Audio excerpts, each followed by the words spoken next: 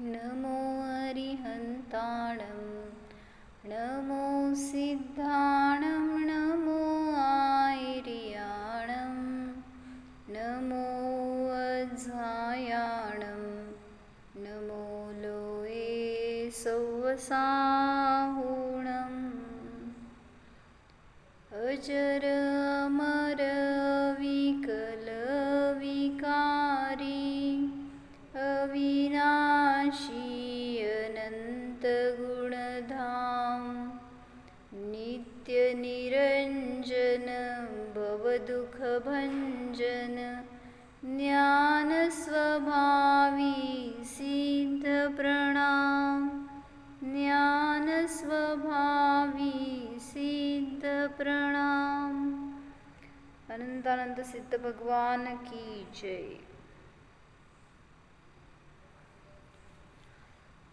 विराग सनातन शांत निरंशम निरामय निर्भय निर्मल हंसम सुधाम विबोध निधान विमोहम प्रसीद विशुद्ध सुसिद्ध समूहम विवर्ण विगंध विमान विलोभम विमाय विकाय विशब्द विशोभम अनाकुल केवल सर्व विमोहम प्रसीद विशुद्ध सुसिद्ध समूहम।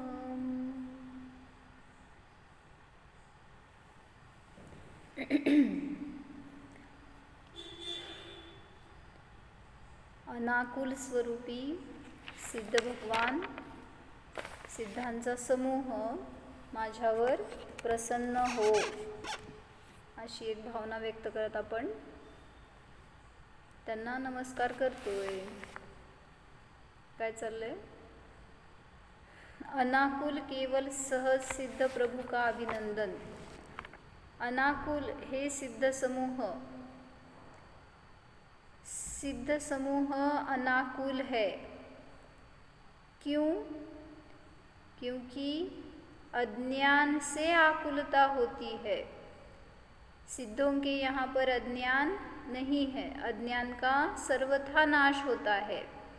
अज्ञान कहाँ तक है? जहाँ तक केवल अज्ञान नहीं हुआ वहाँ तक औदैहिक अज्ञान है, और अज्ञान ही आकुलता का दुःख का कारण है, ऐसा बता रहे हैं। तर सांगतात की अज्ञानाने आकुलता आहे, भगवंतांच्या ठिकाणी अज्ञानाचा संपूर्णतः नाश झाला आहे, त्यामुळे तिथे अज्ञान नाही म्हणून आकुलता नाही। म्हणून एक काय केलं होतं आपण इक्वेशन, जिथे जिथे अज्ञान आहे तिथे तिथे आकुलता आहे। भले इथे औदैहिक अज्ञान असेल तरी सुद्धा तिथं त्या रूपाची आकुलता आहेच। क्षयक्षमिक अज्ञान तर नियमाने आकुलतेला कारण आहेच।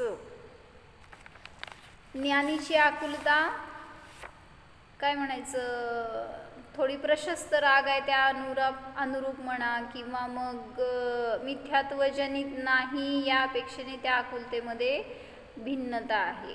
म्हणजे पहिल्या गुणस्थानामध्ये मिथ्यात्व आहे त्या सहित असणारी आकुलता, आणि चतुर्थ गुणस्थानाच्या वर जीव जेव्हा सम्यक दृष्टी झाला ज्ञानी झाला तेव्हा असणारी आकुलता, ह्याच्यामध्ये थोडासा डिफरन्स आहे। पर में अपना मानना सबसे ज़्यादा अज्ञान है।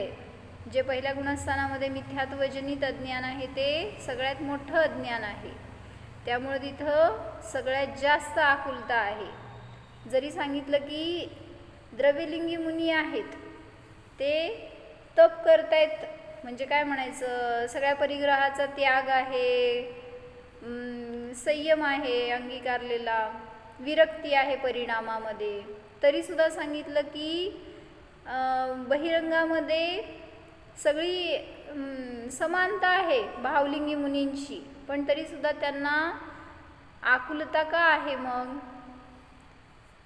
तर श्रद्धा आणि ज्ञान अजून निर्मळतेला प्राप्त झालेलं नाही। म्हणून सांगतायत की परामध्ये अपनत्वाची बुद्धी आहेच. जरी त्यांनी सगळ्या परिग्रहाचा त्याग केलाय तरी सुद्धा ते पराशी अटॅचच आहेत. म्हणजे आपण का बघतोय की त्यांच्या लक्षणावरून आपल्याला आपलं लक्षण बघायचं आहे.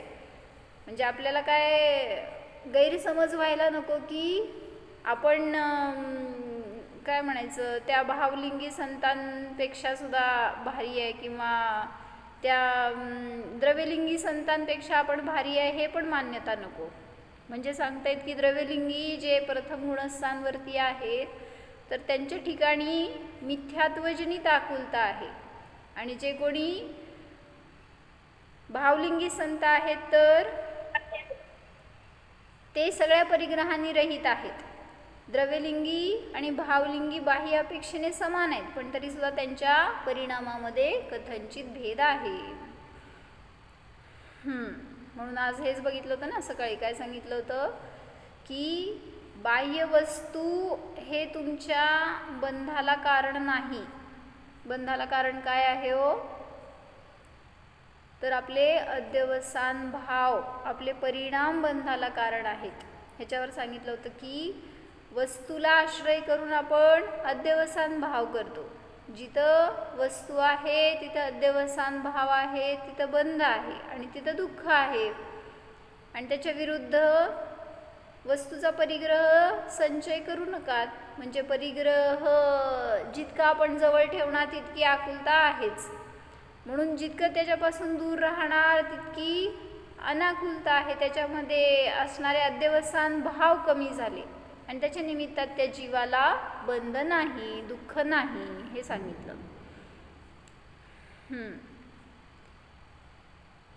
सर्वथा सत, हे सांगत होते, पर में अपना मानना सबसे ज्यादा अज्ञान है, पर से संबंध बनाते हैं इसलिए दुख है.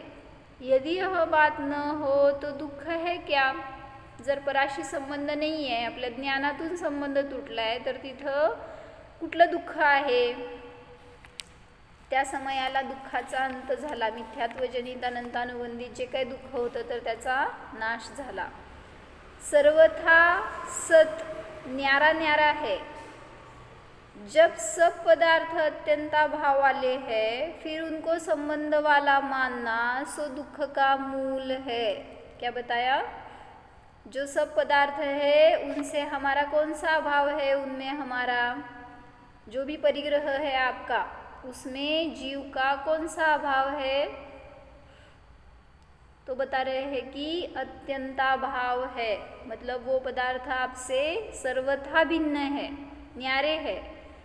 तो सुबह बताया था ना, उपचरित असद्भुत व्यवहार से उनसे उनका हमारे से संबंध है, लेकिन हमसे डायरेक्ट संबंध तो नहीं है, हमारा वो स्वरूप नहीं है. जो भी पदार्थ, जो भी परिग्रह हमारे पास है वो हमारा स्वभाव नहीं है, इसलिए हमारी चीज़ नहीं है वो.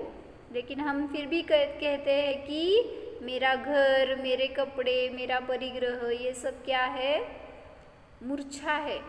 इसी को बोलते हैं अज्ञान. सर्वथा सत न्यारा न्यारा है. जब सब पदार्थ अत्यंत भाव वाले हैं फिर उनको संबंध वाला मानना सो दुख का मूल है. दुख का मूल क्या है, परभावों को, परद्रव्य को अपना मानना. मतलब ये ज्ञान दुख का कारण है. इसी को उन्होंने अज्ञान बताया है. ये ज्ञान नहीं है, अज्ञान है. जिसे जहाँ पर हम परद्रव्य को अपना मानते हैं उस ज्ञान परिणति को अज्ञान कहते हैं या अध्यवसान भाव कहते हैं. यदि कोई स्वतंत्र सत्स्वरूप पर दृष्टि रखे रहे तो दुखी न हो. सब पदार्थ स्वतंत्र है, सत है, ऐसी जिसकी दृष्टि है उसको किसी भी प्रकार का दुख नहीं है. जहाँ आकुलता है वहाँ दुख है. तो आकुलता का कारण क्या बताया, अज्ञान या आकुलता का कारण है. तो जहाँ पर आकुलता नहीं है वहाँ पर दुख नहीं है, जहाँ अज्ञान नहीं है वहाँ आकुलता नहीं है.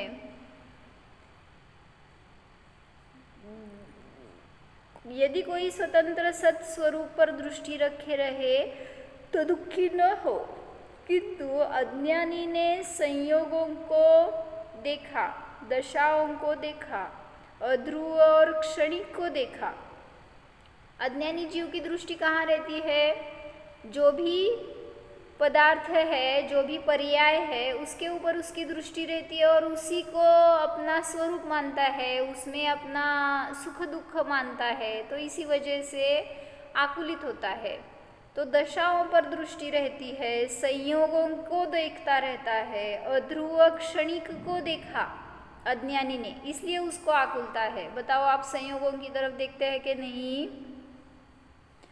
कोण आहे? स्नेहा माझ्यासमोर बसा की, का संदेश भैया कोण आहे? अज्ञानी ने संयोगों को देखा। कोण आहे?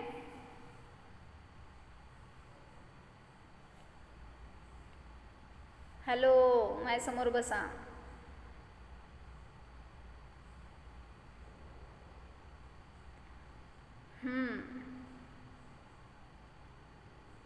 अध्रुव क्षणिक को देखा। तो हमारी दृष्टि संयोगों के ऊपर है क्या, यह मैं पूछ रही हूँ। आप संयोगों को किस दृष्टि से देखते हैं?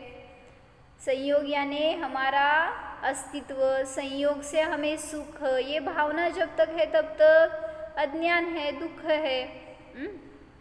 ध्रुव एक रूप सहज सिद्ध चैतन्य पुंज को नहीं देखा। क्या किया हमने? चैतन्य स्वरूप निज आत्मा को नहीं देखा। काय म्हणले मोनिका? ध्रुव आत्म्याला पाहत नाही म्हणून संसारात अडकतो, म्हणून दुःख भोगतो। प्राणी अन्य सबको देख आकुल है, अपने को देखे तो निराकुल है। क्या बताया? जिसने आज तक स्वयं को नहीं देखा वही आकुलित है, और जिसने निज आत्मा को देखा उसकी आकुलता नष्ट हो जाएगी। मूढ़ता में दूसरे पर स्नेह और वैर विरोध आदि की जबरदस्ती की, पर हम अपने को नहीं देख अपने से सबसे बड़ा वैर कर रहे हैं, यह नहीं समझा। क्या बताया?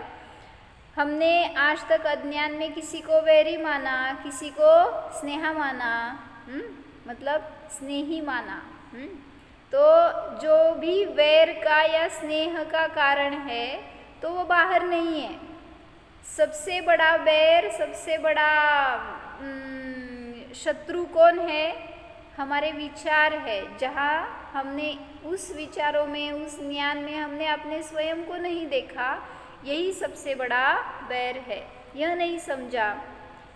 यह भगवान आप सर्वथा निराकुल है। निराकुलता आत्मा का सहज सिद्ध गुण है। मतलब अभी क्या बता रहे हैं कि आकुलता क्यों होती है, तो इसके 1-2-3 कारण अच्छे बताए यहाँ पे। पहला कारण बताया अज्ञान। अज्ञान है तो वहाँ पर आकुलता है। आगे बताने वाले हैं जहाँ कर्ता कर्म संबंध है वहाँ आकुलता है। क्या समझ में आया बताओ स्नेहा? जहाँ पर कर्ता कर्म संबंध है वहाँ पर आकुलता है। मतलब क्या? कर्ता कौन, कर्म कौन?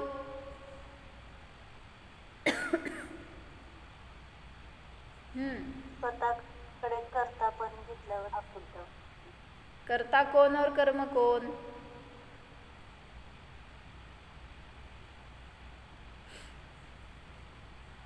हमारे बच्चे की परवरिश हम करते हैं, तो कर्ता कौन हो गया, कर्म कौन हो गया? कर्म यानी कार्य।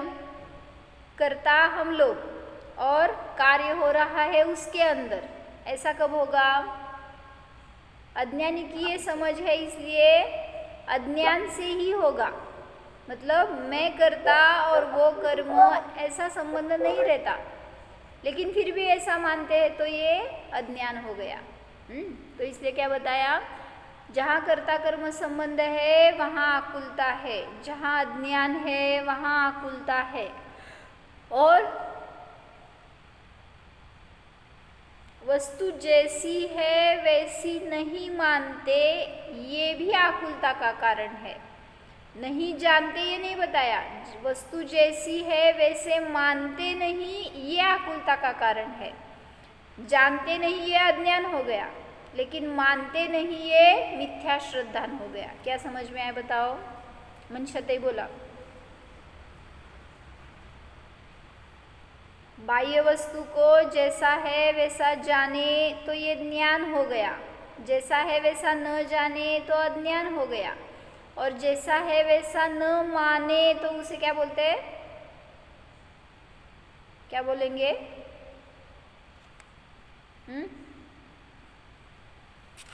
विपरीत ज्ञान. काय म्हणले? वस्तूला जसं आहे तसं न मानणं हे काय आहे? मिथ्या श्रद्धा नहीं। मिथ्या ज्ञान तो हो गया अज्ञान, जैसा है वैसा नहीं मानते वो अज्ञान हो गया, लेकिन जैसा है वैसा नहीं जानते वो अज्ञान, और नहीं मानते ये मिथ्या श्रद्धान हो गया। समझ में आया क्या बताया? बोलो क्या बताया?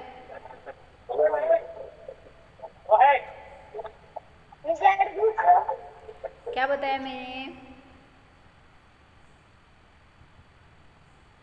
मिथ्या श्रद्धान और समीचीन श्रद्धान, इसके बीच में अंतर बता रहे हैं ना।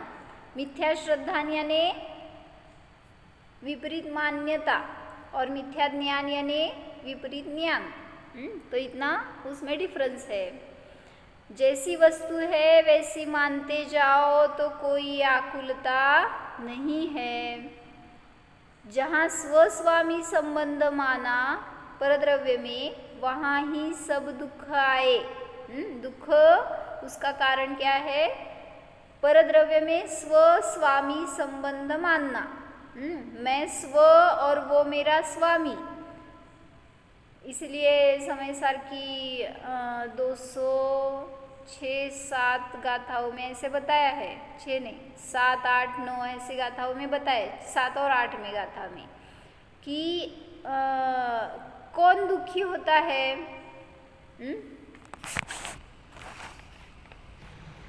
काय सांगितलं मी आत्ता? सांगितलं की तुम्हाला जे काय तो आपको जो आकुलता होती है तो उसमें कारण 3 कारण बताए मैंने। बताओ कौन कौन से? पहला कारण बताया, जहाँ अज्ञान है वहाँ आकुलता है। लिखो, घ्या वही पेन, नाही का? माझ्या समोर बसायचं तर असं बसताय तुम्ही। मोनिका लिहा।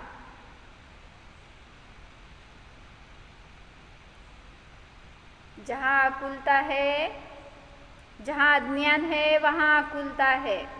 दूसरा बताया, जहाँ पर कर्ता कर्म बुद्धि है वहाँ पर अज्ञान है। तीसरा बताया, जहाँ पर परद्रव्य में स्वस्वामी संबंध मान रहे हैं वहाँ पर आकुलता है, मतलब वो आकुलता का कारण है। तो मैं ये बता रही थी कि समय सार की 207-8 नंबर की गाथा में यह बताया है कि परद्रव्य में अज्ञानी जीव क्या मान्यता करता है? मम इदम, अचिंत्य। काय म्हणले? संस्कृत आहे ना विषय, तुला सांग। मम इदम म्हणजे काय? इदम म्हणजे हे, मम म्हणजे माझं, हे माझं आहे अशी बुद्धी जिथं ठेवतो त्याला म्हणायचं मिथ्यात्व। काय म्हणले? मम इदम स्वम अहमस्य स्वामी, ऐसी जिसकी बुद्धि होती है वो अज्ञानी है। काय म्हणा? मम इदम म्हणा। हां, म्यूट केल्यावर मला ऐकू येते का? हे माझे आहे. स्वम, मम इदम स्वम अहमस्य स्वामी, ये मेरा है और मैं इसका स्वामी हूँ, ऐसी जिसकी बुद्धि होती है वहाँ पर आकुलता होती है। हम भी ऐसी मान्यता करते हैं ना। किसका बच्चा है वो? मम इदम, यह मेरा है, अचिंत्य। क्या बताया मैंने? यह मेरी माँ है। तो माँ सुख का कारण है कि दुःख का कारण है? घाबरू नकोस, मी आहे तुझ्या समोर. जे आहे ते सांग. सुख का कारण. सुख का कारण. न वो सुख का कारण है न दुख का कारण है. तो उससे दुख मानते हैं ये मिथ्यात्व हो गया, सुख मानते हैं ये भी मिथ्यात्व हो गया. इसीलिए मम्मी आपको पकड़ के बैठती है, छोड़ती नहीं है, माता जी के पास नहीं आती. तो मम इदम स्वम, यानी यह मेरा स्व है, ऐसा जिसके ऊपर भी आप मान्यता कर रहे तो वो मिथ्या ज्ञान है. मम इदम स्वम अहमस्य स्वामी, मैं इसका स्वामी हूँ.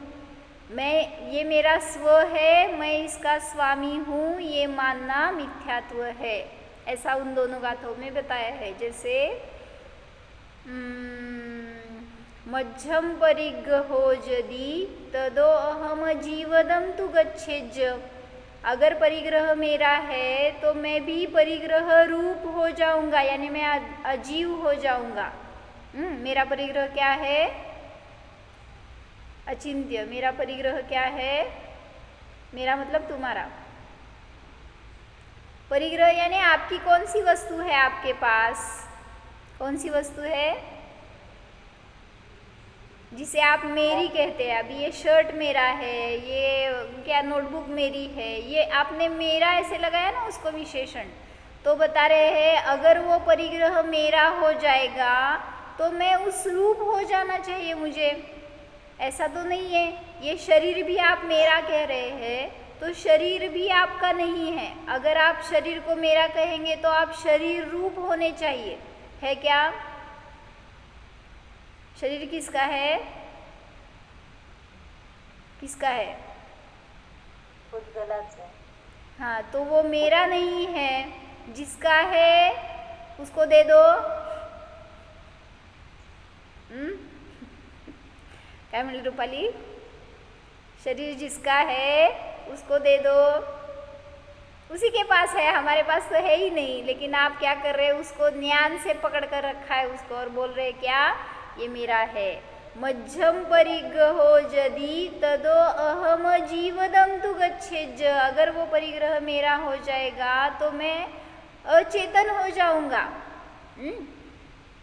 अजीव हो जाऊंगा, ऐसे बताया है. तम्हा मध्यम परिग्रहो यदि तदो अहम जीवदम तु गच्छेज. नादेव अहम जम्मा तम्हा न परिग्रहो मध्य. जबकि वो मेरा नहीं है तो इसलिए नादेव अहम जम्मा तम्हा न परिग्रहो मध्य, इसलिए परिग्रह मेरा नहीं है, ऐसा बता रहे हैं. अभी परिग्रह के वर्ड को रिप्लेस कर दो और ये शरीर बताओ. काय म्हणती? आपली गाथा आहे ती आत्ताची समय सारखी 207 8 नंबर की गाथा होगी. 7-8 नंबर की, 8 नंबर की होगी शायद. बराबर है, 8 नंबर की. 208 नंबर. 208 का? म्हण बघू. घेऊन बसली आहेस का? समयसार घेऊन बसली का? नाही होय, मला वाटलं टॅली करालीस. करत जावा कधी तर असं. मी खरं सांगते का खोटं ते पण कळते तुम्हाला. काय तर चुकलं तर सांगत जावा. हाँ, तो क्या बता रहे हैं कि जिसको हम अपना परिग्रह कहते हैं तो वो वास्तविक हमारा परिग्रह नहीं है. सबको बताओ फिर आपका परिग्रह. जैसे आपने पुण्य को अपना परिग्रह बताया, अभी पाप को अपना परिग्रह बताओ. वो किसका होता है? पाप. पुण्य आपका है, पाप किसका है? उसको बोलते हैं ये मेरा है. लेकिन मतलब अशुभ कर्मोदय किसी को मान्य नहीं है कि ये मेरा है. लेकिन शुभ कर्म का फल वहाँ पे सभी लोग अपना कर्तृत्व लेना चाहते हैं कि ये मैंने किया इसलिए मुझे ऐसा फल मिल रहा है, ऐसे. तो सभी को पर देखो और उसमें पाप हो या पुण्य हो, अगर आकुलता करेंगे तो नियम से दुख ही भोगना पड़ेगा. इसलिए बता रहे कि सभी प्रकार के परिग्रह मुझसे भिन्न है और उनमें मेरा स्वस्वामित्व संबंध नहीं है। तो यहाँ पे पढ़ती हूँ क्या बताया है। निराकुलता आत्मा का सहज सिद्ध गुण है, वह हम में भी सर्वदा मौजूद है। निराकुलता आपके अंदर मौजूद है, लेकिन पर्याय पर दृष्टि रखने से व्यर्थ ही आकुल बन रहे हैं। और एक कारण मिल गया आकुलता का। क्या क्या लिखा आपने? वाचा प्रगती काय काय लिहिलंय? आकुलतेचं कारण काय आहे? पर्याय पे दृष्टि, परिपेक्ष। हाँ, पहला कारण क्या बताया था? पहला कारण बताया अज्ञान। दूसरा कारण बताया कर्ता कर्म बुद्धी स्नेहा। काय सांगितले? पहिलं कारण सांग। पहिलं कारण अज्ञान लिहिलं ना तू? दुसरं कारण कर्ता कर्म बुद्धी। तिसरं कारण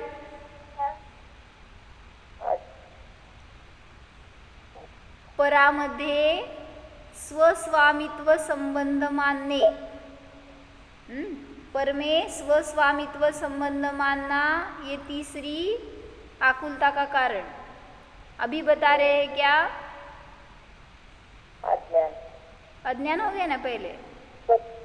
पर्याय के ऊपर दृष्टि रखने से आकुलता होती है, मतलब विषय, पर्याय को विषय करना, ये भी आकुलता का एक कारण है। अभी आप क्यों आकुल है बताओ? इस सभी में से हमारी आकुलता का कारण क्या है? आप अज्ञानी हो, मिथ्या दृष्टि हो, पर में स्वस्वामित्व बुद्धि रख रहे हो, कर्ता बुद्धि रख रहे हो, या पर्याय की तरफ देख रहे हो। किसको देख रहे हैं? स्नेहा किसको देख रहे हैं? असं माझ्या समोर बसलं की समोरच बसावं लागतं, इकडं तिकडं नाही बसलेलं चालत आम्हाला। पर्याय के ऊपर दृष्टि है तो नियम से आकुलता होगी। तो इसलिए सुबह बताया था ना, क्या वो बताया था? हम जो भी कार्य कर रहे हैं वो किस लिए कर रहे हैं? स्वयं की शांति के लिए। बराबर है? काय सांगितलं होतं सांग वाक्य? स्वयं की शांती के लिए। संस्कृत मधून सांगितलं होतं, काय सांगितलं होतं?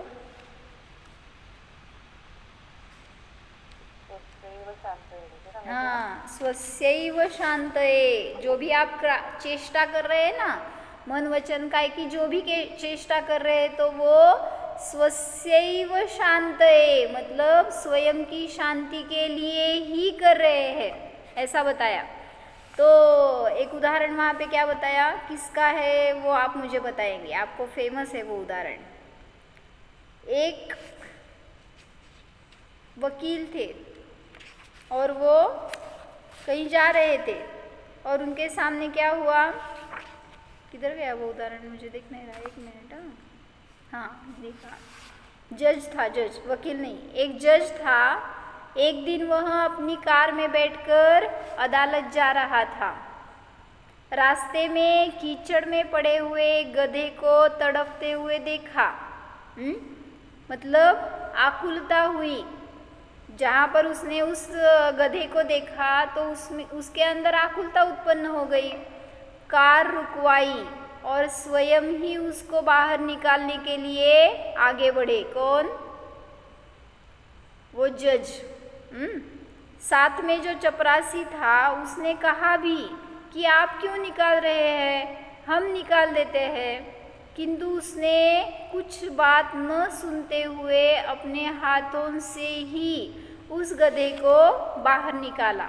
किसकी स्टोरी है बताओ, ये पता है आपको? पता होगा। कार रुकवाई, स्वयं ही उसको बाहर निकालने के लिए आगे बढ़े। चपरासी ने बोला आप क्यों निकाल रहे हैं, हम निकाल देते हैं, किंतु उसने कुछ बात न सुनते हुए अपने हाथों से ही उस गधे को बाहर निकाला। कपड़ों पर भी कीचड़ की छींटें लग गई। अभी वो उसको कीचड़ में से निकाल रहा है तो ऑब्वियस है कि उसके हाथ गंदे हो गए, उसका ड्रेस गंदा हो गया और वो कहाँ जा रहा था? अदालत। और जज था, जज को लेट एंट्री नहीं होती है ना, आपको चलता है कैसे भी जाओ, लेकिन जज अगर लेट आ जाए तो स्कूल में बच्चे लेट आए तो उनको छड़ी मिलती है, और टीचर लेट आए तो क्या करना चाहिए बताओ? उनको कुछ सज़ा नहीं होती। तो ऐसे ही वहाँ पर मतलब उनको टाइम टू टाइम ही आना पड़ता है, ये बताया। तो यहाँ पर भी बता रहे कि जज जो था वो ये उसको निकालने की कोशिश कर रहा था, उसमें उसके हाथ गंदे हो गए, कपड़े गंदे हो गए।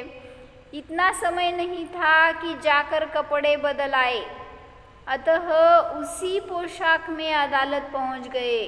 शायद ये अब्राहम लिंकन की स्टोरी है, कोई वो जज थे शायद, पता नहीं मुझे नाम अभी। तो उसी पोशाक में अदालत पहुंचे, मतलब कीचड़ से सने हुए थे सब कपड़े, वैसे ही वो अदालत में गए। फिर क्या हुआ? इतना समय नहीं था कि वो कपड़े बदल सके, वो अदालत पहुंच गए। जब उनको सबने इस दशा में देखा तो सब आश्चर्यचकित रह गए कि आज क्या बात है जो जज साहब की ऐसी दशा है।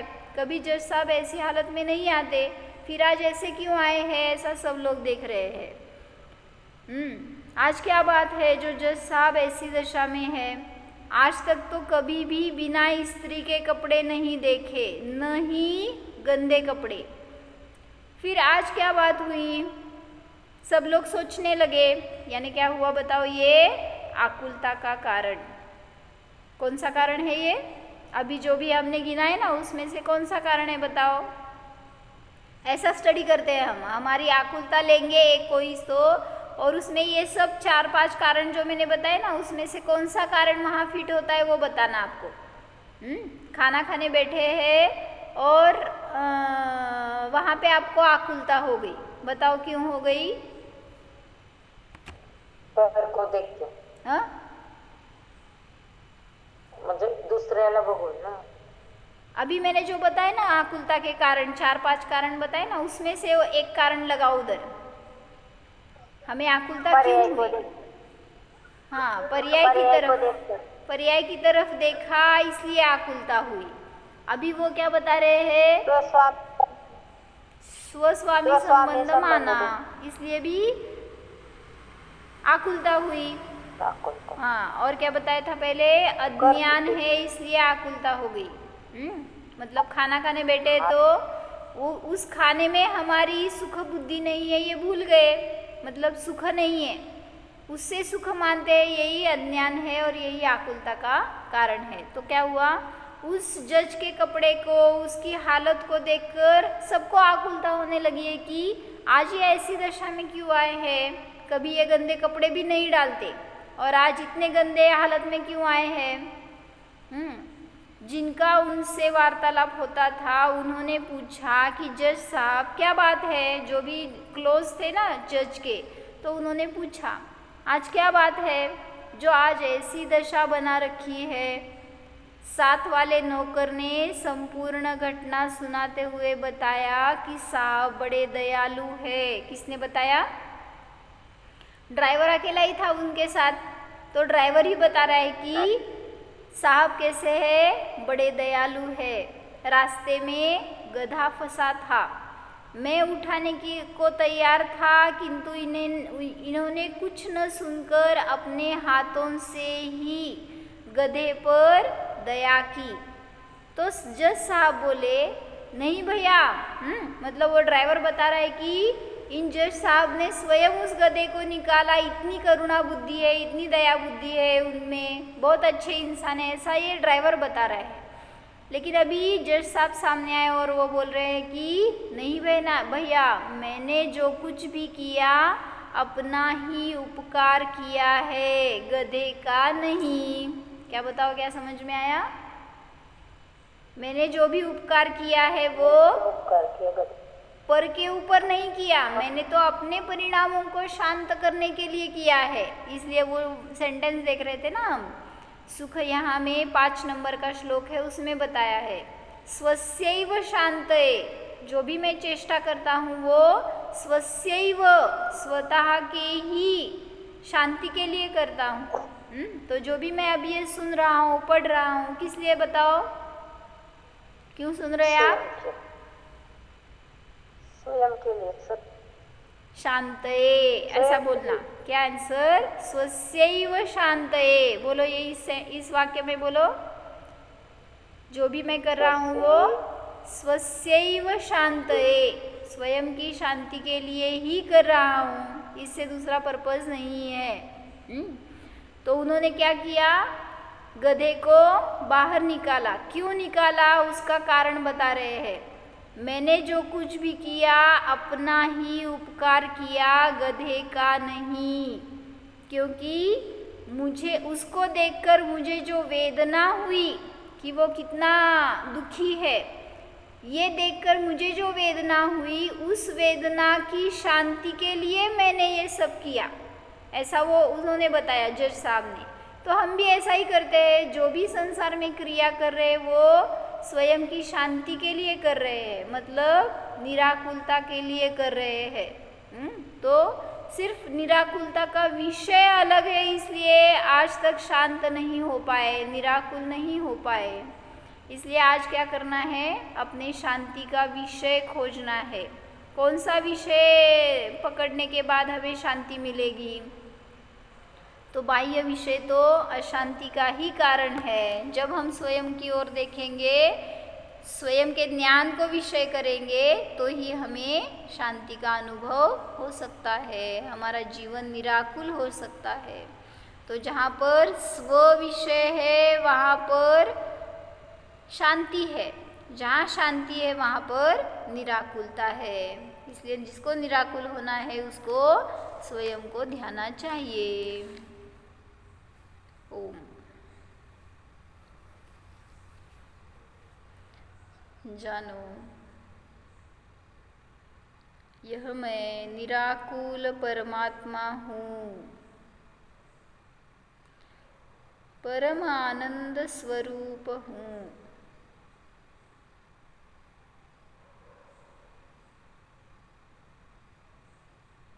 यह मैं स्वभाव से ही सुखमय हूँ, अज्ञान रहित हूँ, अकर्ता हूँ, अकर्म रूप हूँ।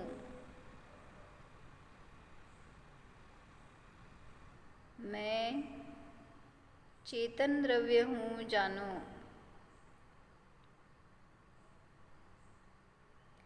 निराकुल स्वरूपोऽहम्, चैतन्य स्वरूपोऽहम्।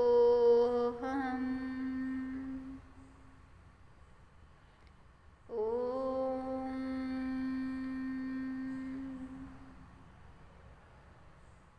विसर्जन।